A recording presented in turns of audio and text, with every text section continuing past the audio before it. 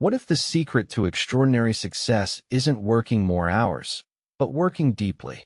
Today, we're diving into a book that will completely transform how you approach your work and career. Welcome to Book Summaries channel, where we break down the world's most powerful books into actionable insights you can use today. I'm excited to share Deep Work by Cal Newport, a game-changing guide to thriving in our distracted world. Cal Newport introduces the concept of deep work as professional activities performed in a state of distraction-free concentration that push your cognitive capabilities to their limit. These efforts create new value, improve your skill, and are hard to replicate. In contrast, shallow work consists of non-cognitively demanding, logistical-style tasks often performed while distracted.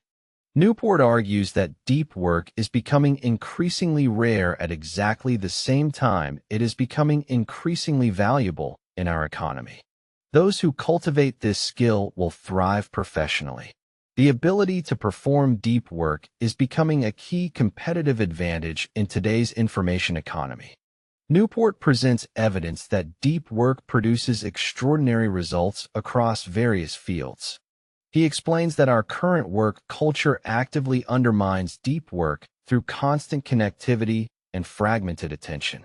The book promises to teach both the value of deep work and concrete strategies to integrate it into your professional life. Newport challenges the assumption that busyness equals productivity. He sets the stage for a complete rethinking of how we approach our most important work. Newport presents the deep work hypothesis. The ability to perform deep work is becoming increasingly valuable and rare. He introduces three groups that will thrive in the new economy: high-skilled workers who can work with intelligent machines, superstars in their field, and owners with capital to invest in technology. To join the first two groups, you need two core abilities: the ability to quickly master hard things, and the ability to produce at an elite level in terms of both quality and speed. Both abilities depend on your capacity for deep work. Newport explains that learning hard things requires intense concentration without distraction, which is precisely what deep work provides.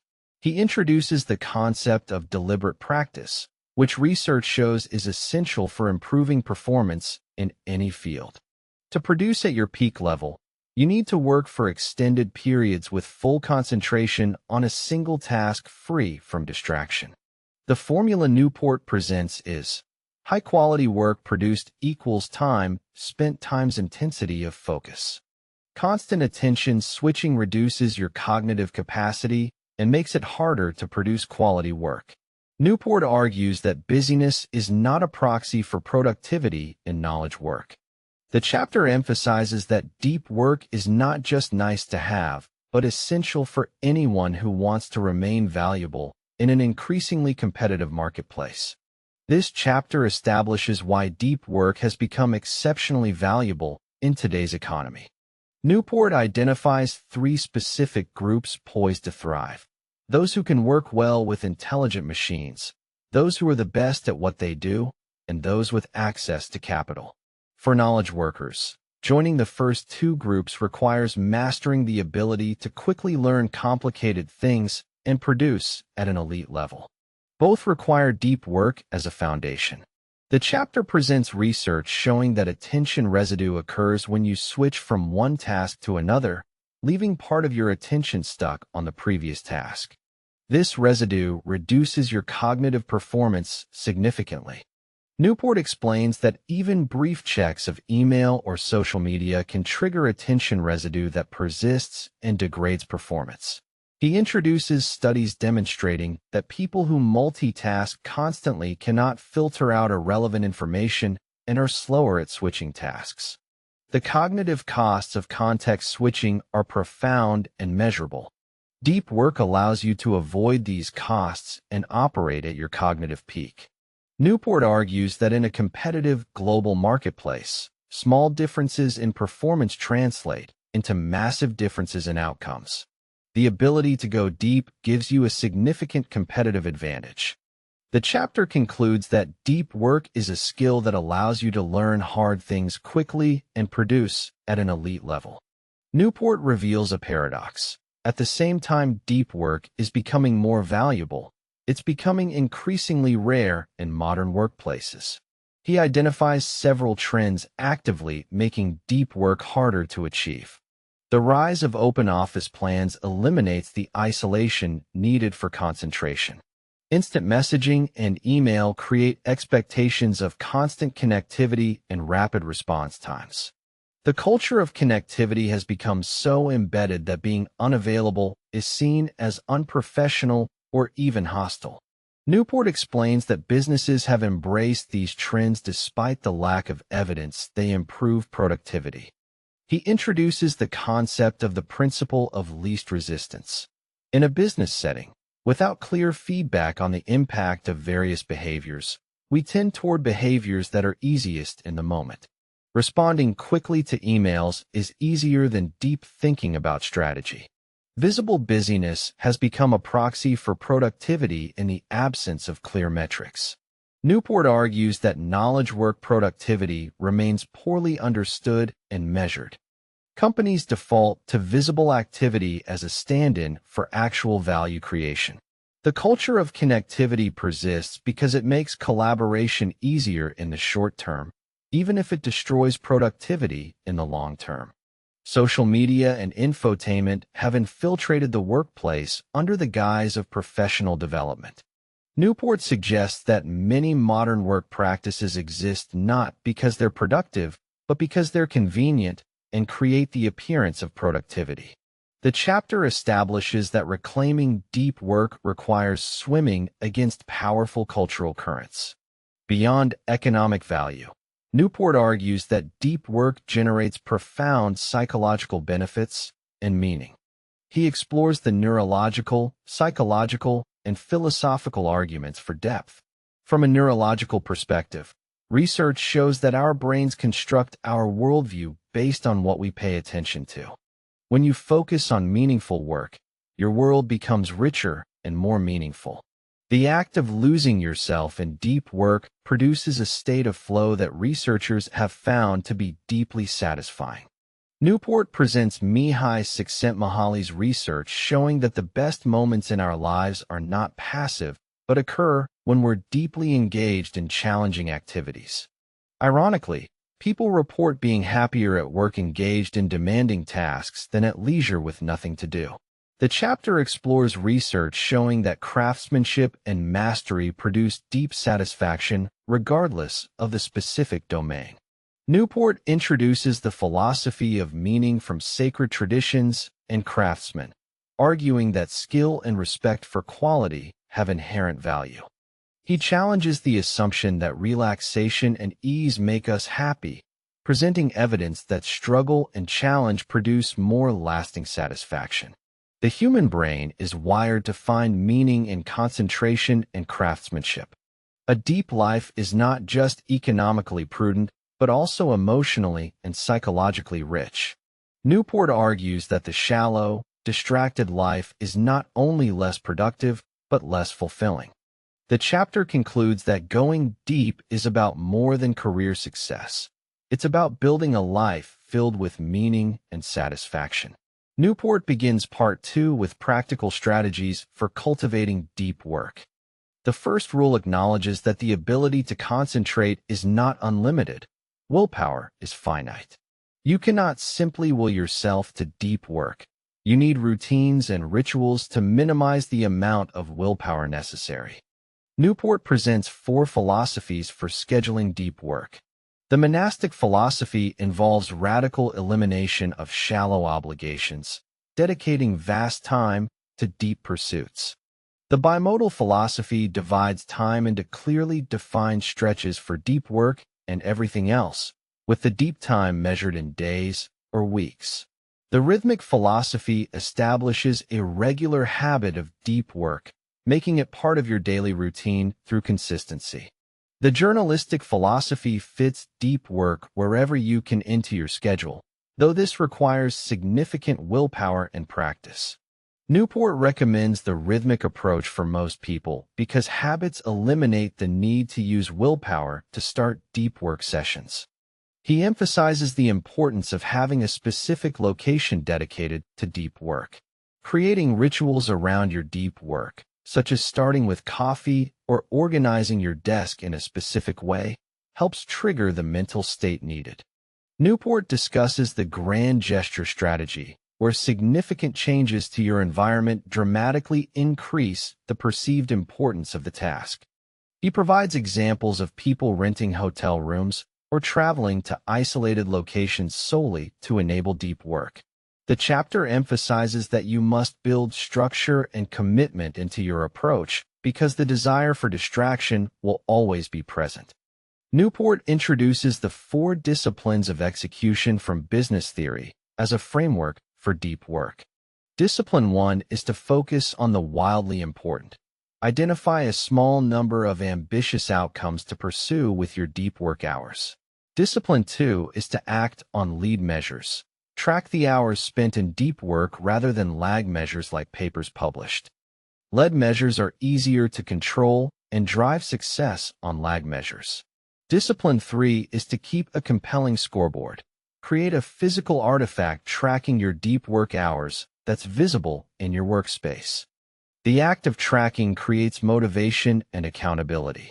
Discipline 4 is to create a cadence of accountability.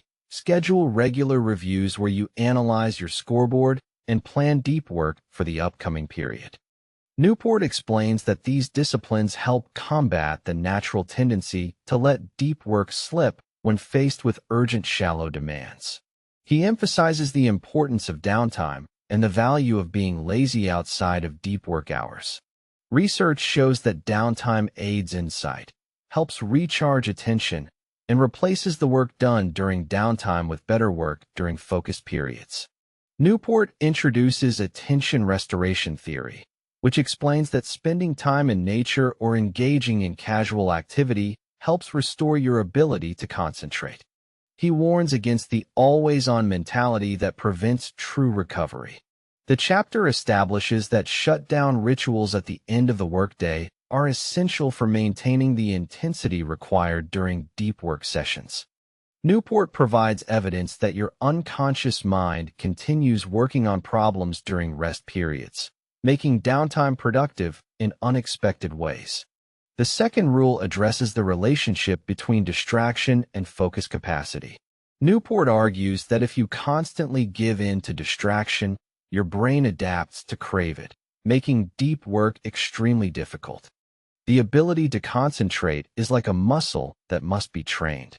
Simply scheduling deep work time is insufficient if you spend the rest of your day in a distracted state. Newport introduces the practice of productive meditation, taking time while walking, jogging, or driving to focus on a single professional problem.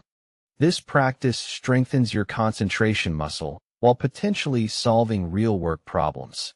He warns against looping, where you rehash what you already know instead of making progress, and distraction, where you let your attention wander to unrelated thoughts.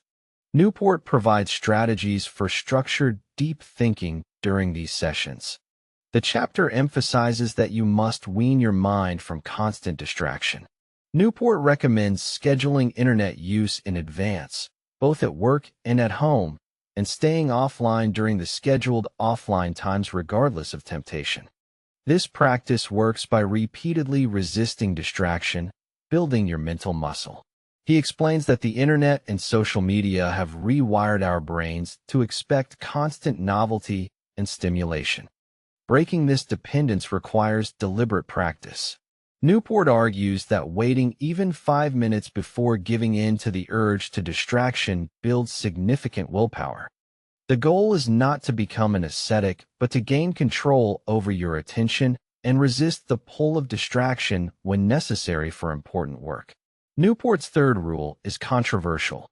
Quit social media platforms, or at least be highly selective about which ones you use. He challenges the any-benefit approach, where people justify using a tool if they can identify any possible benefit. Instead, he advocates for the craftsman approach. Identify the core factors that determine success in your professional and personal life. Then adopt only technologies that substantially support these factors. Newport introduces a 30-day social media experiment. Stop using all social media for 30 days without announcing it. After 30 days, ask 2 questions for each service. Would the last 30 days have been notably better if I had used this service? Did people care that I wasn't using this service? If the answer to both is no, quit the service permanently. He argues that social media companies engineer their products to be addictive, fragmenting your attention and reducing your capacity for depth. The chapter presents research on how these platforms manipulate psychological vulnerabilities to maximize engagement. Newport challenges the assumption that you must use every tool that might offer some benefit, pointing out that this logic would require adopting thousands of tools. He emphasizes that these services aren't inherently evil, but for many people, the costs outweigh the benefits. The chapter addresses the fear of missing out, arguing that what you're actually missing is often trivial. Newport discusses how social media creates an illusion of importance around minor matters. He advocates for being highly intentional about how you spend your leisure time, rather than defaulting to passive digital entertainment. The final rule focuses on minimizing shallow work, which Newport defines as non-cognitively demanding tasks performed while distracted. While some shallow work is necessary, most people spend far too much time on these activities. Newport recommends scheduling every minute of your day with time blocking, not to create rigidity, but to be intentional about how you spend your time.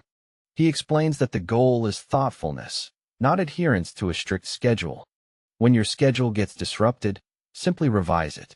This practice prevents autopilot mode, where hours disappear to low-value activities. Newport introduces the strategy of asking your boss for a shallow work budget. What percentage of your time should be spent on shallow work? For most high-level positions, this should be 30 to 50% maximum. Having this explicit conversation helps protect your time for depth.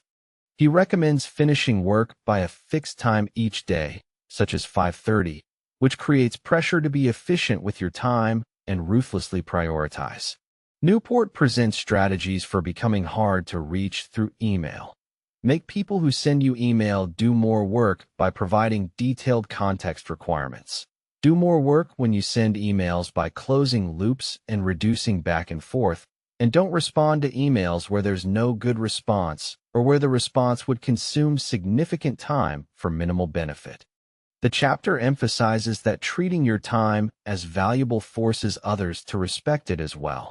Newport concludes that eliminating shallow work isn't about laziness, but about dedicating your energy to what matters most. Newport concludes by emphasizing that deep work is not a nostalgic plea for simpler times, but a pragmatic recognition of what produces value in our economy. The ability to go deep is becoming rare precisely when it's becoming most valuable, creating an opportunity for those who cultivate this skill. He acknowledges that resisting the culture of connectivity and distraction requires courage and commitment. The deep life is not for everyone, but for those who embrace it, the rewards are substantial. Newport reiterates that deep work produces both economic value and psychological meaning. In a world where shallow distractions are increasingly pervasive, the ability to focus has become a superpower. The book's strategies, from philosophical approaches to tactical techniques, provide a comprehensive framework for anyone seeking to reclaim their concentration. Newport emphasizes that changing your work habits requires changing your life outside of work as well. He encourages readers to view deep work not as a minor optimization, but as a fundamental reorientation toward what matters.